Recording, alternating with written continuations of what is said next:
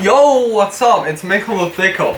Today we're talking about my Sugarscoop helmet, or a FIBRE-METAL welding helmet, as the homosexuals call it. These hoods are also referred to as pipeliner hoods, but in my mind, a pancake hood is the ultimate pipeliner hood. So, anyway, I call these Sugarscoops. It's slang because it looks like a scoop for something.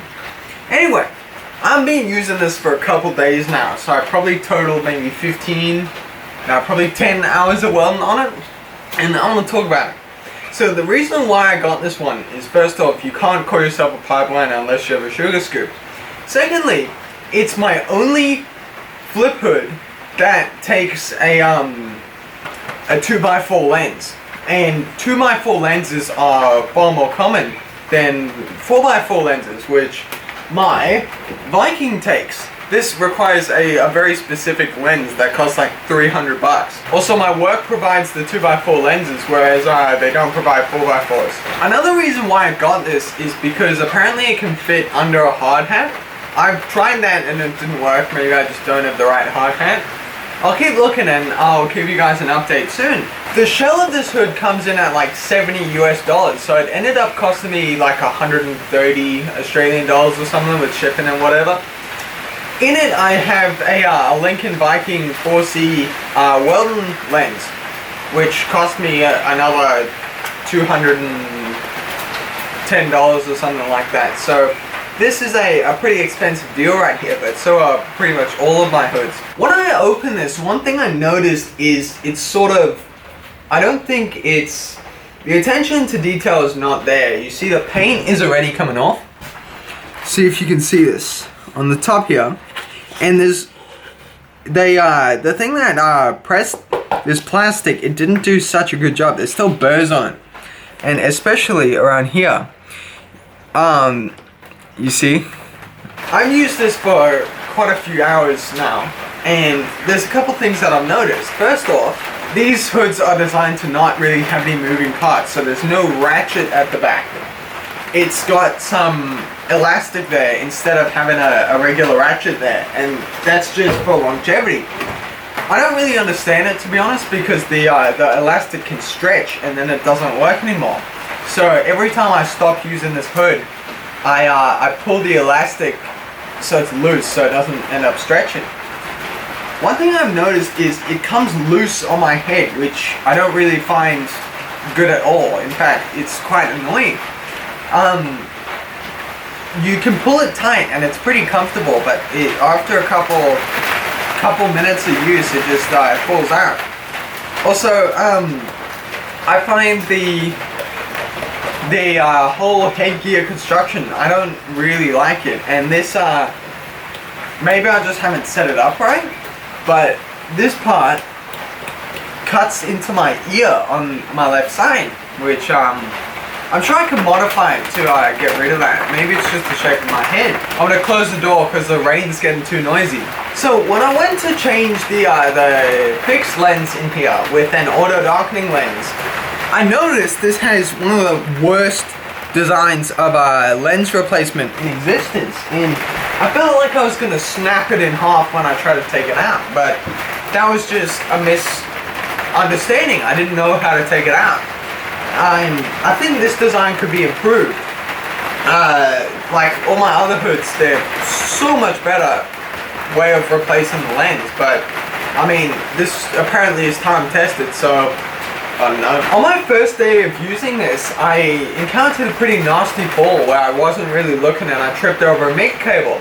I injured my elbow and knee pretty badly, but this came right off my head and it smashed on the floor.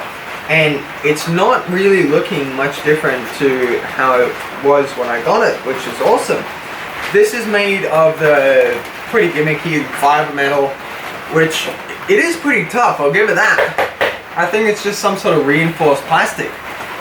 Anything tough and durable is something I enjoy, and these last a long time, which is what I've heard.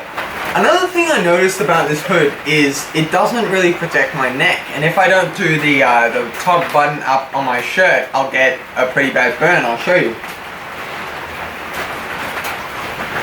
So when I weld, the light comes up here and it hits my neck here.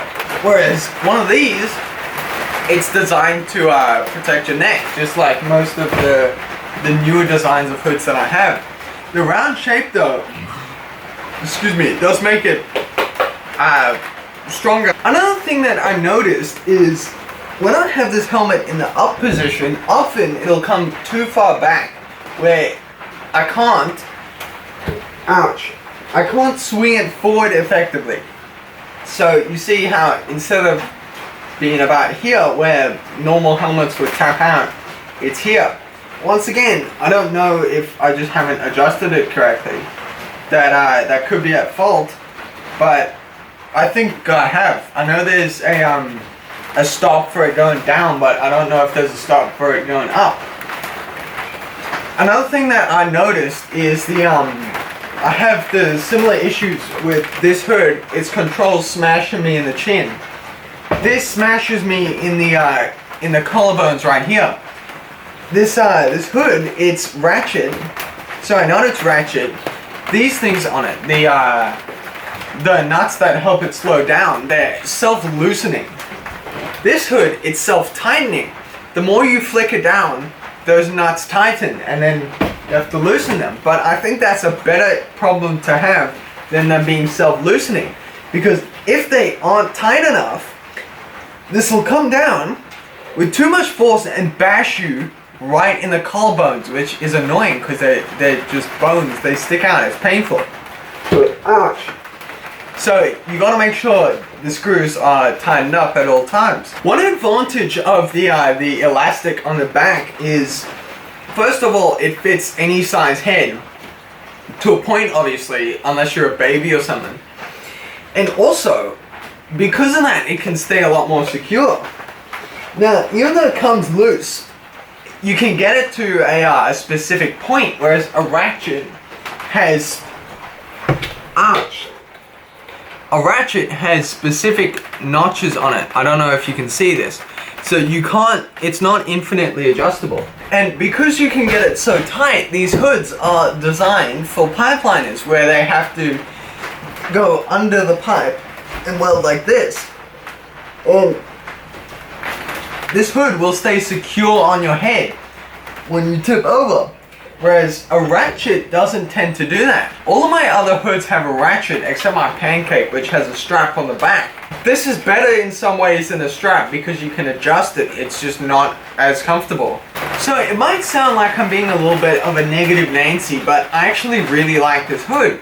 Just the way that I am, I tend to point out things that are negative. Because I think that pointing out things that are wrong with something allows you to improve. It's just like, if I want to become a better man, I look at myself and see what do I do wrong. Even if it is completely fine, I still look out in ways that I can improve. Just like anything. I'm always focused on things that are wrong so I can improve them. That's how people get smarter. You get better at things by failing. Just like when you start welding, you're like, that was terrible. Here's what I did wrong. So while I pointed out a lot of things that are negative about this, I do really enjoy this hood and I still wear it a lot. Maybe one day a week. So if you need a 2x4 helmet that can still flip, I recommend getting one of these. If I might leave a link down in the description. If you can get a better price though, I definitely recommend doing that because, no offense, but it seems like all these are pretty much the same. This is a hood that can take some serious beating, and I don't really feel bad about it because this helmet came to me in pretty rough shape anyway, so that's good because tools are meant to be used, and I see this as a tool. And it's just like anything. You shouldn't baby around things just because you paid a little bit of money for them. They're meant to serve you, you aren't meant to serve them. Thanks so much for watching, guys. Please subscribe to the channel, leave a like down below if you enjoyed, man. Leave a comment. Thanks, man. Hey, love y'all. Hey, God bless. See you next time, bros. Bam.